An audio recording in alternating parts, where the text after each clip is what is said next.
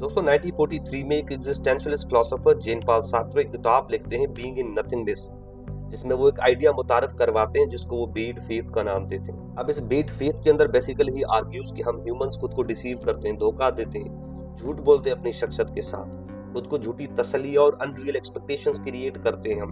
हम अपनी फ्रीडम और इंडिविजुअलिटी को एम्ब्रेस नहीं करते, उससे दूर भागते हैं, कतराते हैं उससे। हम प्रिटेंड करते हैं कि हमारे हाथ में कुछ भी नहीं है, हमारे पास चॉइसेस नहीं है, फ्रीडम नहीं है, कुछ भी हमारे हाथ में नहीं है। सारी चीजें पहले ही तयशुदा है, पहले ही डिसाइडेड है। हमारे हाथ में किसी भी किस्म की फ्रीडम नहीं है।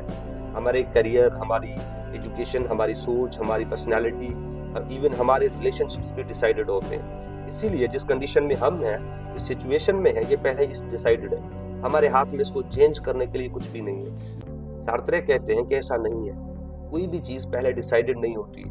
आप उसको जो है वो शेप करते हो, फ्रीडम यूज करते हो, चॉइस अपनी क्रिएट करते हो, उसके मुताबिक आप उसको शेप करते हो। ये एक्सक्यूजेस हम बनाते ही इसलिए हैं ताकि उस रिस्पॉन्सिबिलिटी से दूर भागे। उस रेडिकल फ्रीडम से इमर्ज होने वाली जो जिम्मेदारी है, जो सेंस ऑफ रिस्पॉन्सिबिलिटी है, हम उससे दूर भागते हैं, उसको संभाल नहीं सकते होते।